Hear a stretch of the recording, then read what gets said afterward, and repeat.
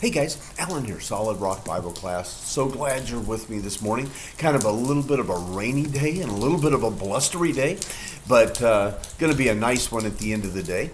Hey, we've been talking down the line of waiting rooms, and we've been talking about Joseph, and we've talked about some of the different waiting rooms he's been in. He was in that dreamer waiting room, and then we see Joseph last week was in the pit, and he was in that betrayal type of a waiting room. And we see him sold as a slave last week as far as another waiting room that he's sitting in. Yet he still knows that God has a plan for his life. Remember, he's got those dreams that God has put in his life. And he knows that some way or another God is going to fulfill those dreams, although it must be extremely discouraging for him during this particular time. But now, we're going to be talking about this new waiting room. It's going to be prison, or it's going to be these false accusations that people have put him into. And I think we all know how that he went to Potiphar's house, and as he went to Potiphar's house, all of a sudden his wife accused him with these false accusations, and he ends up in prison. We'll talk a little bit more about that in a minute. But I think we need to continually remember the fact of what we talked about last week in Romans 8:28. And we know that all things work together for good to them that love God, to them that are called according to his purpose. Remember, it works out for good for those that love God, those that are called by God, those that are living the Christian life. So as we look at these false accusations, it puts Joseph in a very, very difficult position as he's in a very prominent house there in Egypt. Have you ever been in those kind of places where that all of a sudden you've got all this damaging things that hit you? You lose your credibility. People stop listening to you because somebody has said something somewhere. Maybe they've said it to your face. Maybe they've said it behind your back. And many times it's just dishonest.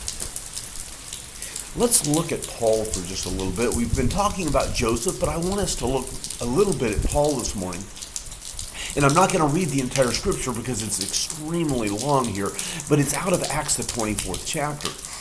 And so we see that Paul, he's in front of Felix here, and they're bringing false accusations to him. And I want us to kind of look at what does Paul do when these false accusations are put in front of him.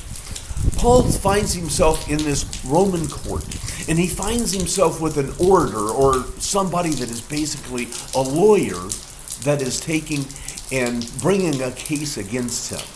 Be much like us going to court and us being the defendant and having the public attorney here take and bring charges against us.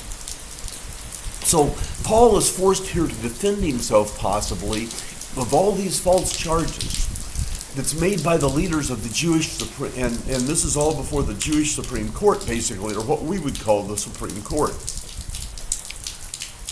So, what should we do when we face situations like Paul has? Now, we are probably not going to be in front of a Jewish Supreme Court or the United States Supreme Court, the state Supreme Court. But what do we do when false accusations come to us? What do we do? Should we defend ourselves? Should we just lie down and should we just take it? Or is there even a better way to do these than what we're talking about here? So I want us to look just a little bit at Paul. I want us to look a little bit at Paul's response here. And it's not necessarily the only response that ever should be taken. But it was a really good response that Paul did. Let's see the things that happened here. First of all, we see that the most important thing is we need to take and we need to listen very carefully to what our accusers have to say.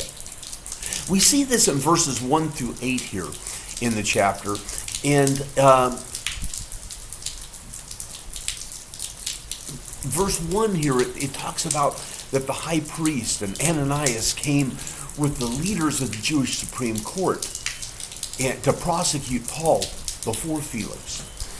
What's called in the King James Version, and I prefer that, of course, the orator we talked about, or a prosecuting attorney, a well-polished attorney here.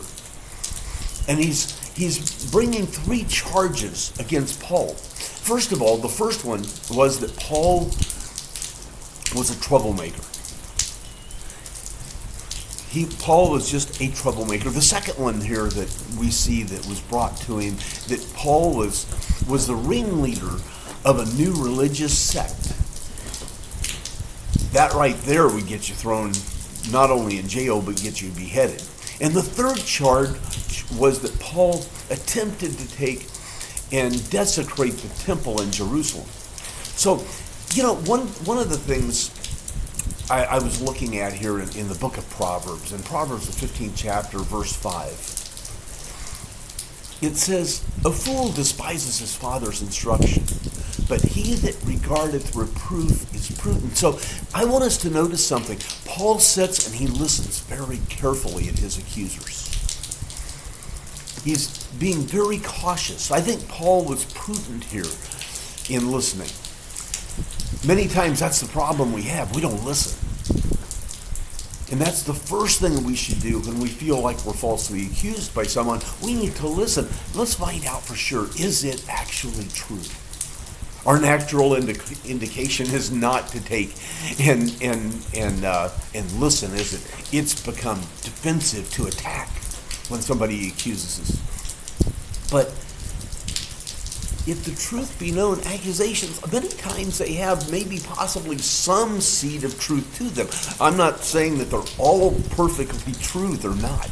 Believe me, I've had many that were not against me. And many times these accusations, they're just blown out of proportion. And I've definitely seen that with people in my life where they've taken and they've blown things out of proportion to the point people won't even talk to me anymore. So when somebody accuses you before responding, I think we need to kind of search our heart. We need to kind of check ourselves out a little bit. Are any of the accusations true? We need to ask ourselves, are we exhibiting maybe any wrong attitudes here? Maybe even bring a third party in, somebody like your spouse or someone, just to be honest with us. Some person that can be accountable with you. So the very first thing here we see is the fact that we need to listen. And I know that that's worked well for me in a couple of cases. The second thing we need to look at here is, if we're innocent, we need to cheerfully take and make our defense. And we see that Paul does this in verses 10 through 21. Paul didn't just lay down and say nothing and just take some kind of a verbal beating here, unjustifiably. He didn't do that. He was being wrong, and after listening to all the charges he took, and he realized he was totally innocent of everything that they were trying to say. So he gave a very vigorous response here. But he says he did it very cheerfully. Notice, it wasn't done vindictively, it was done cheerfully. That's difficult to do many times. So when we kind of look at the first little piece of this defense he pulls, Paul takes and he briefly takes and refutes every charge. And I think many times, truth is our very best weapon. The other thing I see that Paul does here is Paul's spirit here. He says in verse 10, "I do more cheerfully answer for myself." Again, Paul kept the right attitude during this particular point in time. In Proverbs, the 15th chapter, verse 18,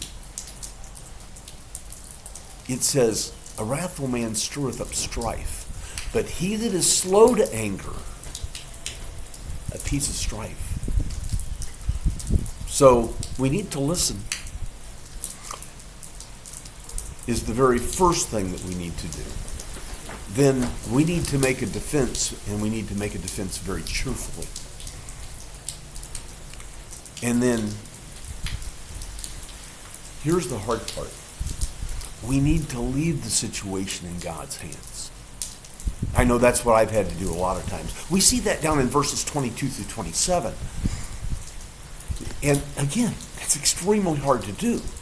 Joseph is that perfect illustration of this. That's who we've been talking about up to this point the last few weeks. He's unfairly treated by his brothers. He's thrown into a pit to die. Then he's taken and he's sold off as a slave to a caravan of Ishmaelites. Then he's sold to a wealthy person in Egypt. And after working his way up, all of a sudden, he's falsely accused and attempted rape for the owner's wife.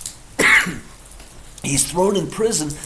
And this dreamer, the dream that God has put in his life, it's all put on hold again. And we're going to see that Joseph spends 13 years in jail for something he didn't do. For all these injustices he's faced in his life, you never get a hint of a complaint from Joseph. You never see any resentment. You never see any bitterness. Somehow, and don't ask me how, Joseph was able to trust the Lord here. He was able to trust God in the middle of all this unfairness and this injustice, these false charges, this misrepresentation and lies. But I want us to listen. This is a little bit further into the story of Joseph, and we're going to have another week here in regards to Joseph. But in Genesis, the 50th chapter, verse 19 and 20, it says, "And Joseph said unto them," this is basically after his brothers have come to him and he's revealed himself to them, and his brothers are scared to death. He's going to take vengeance on them. And it says, "And Joseph said unto them, Fear not, for am I in the place of God?" He says, "I'm not going to judge you. I'm going to leave that to God." And then he goes on and he says, "But as for you, you thought evil against me, but God meant it for good, to bring it to pass, as it was this day, to save much people alive." See, Joseph didn't justify what they did. He didn't justify their evil actions. But he did take and he did recognize that when these bad people do bad things, God's hand's still in it. It doesn't change God's plan for someone's life. God often takes and uses these things to accomplish a much higher purpose. So we shouldn't take that victim mentality. So if we're ever falsely accused, and believe me, we will be, and I have been, then we need to make our defense by giving the truth and do it in a very cheerful manner. Romans 12th chapter verse 1, he says, "I beseech you, brethren, by the mercies of God, that you present your bodies a living sacrifice, wholly acceptable unto God, which is your reasonable service." So, when we're falsely accused, I could say if, but when we're falsely accused, we need to do three things. I'll just recap real quick.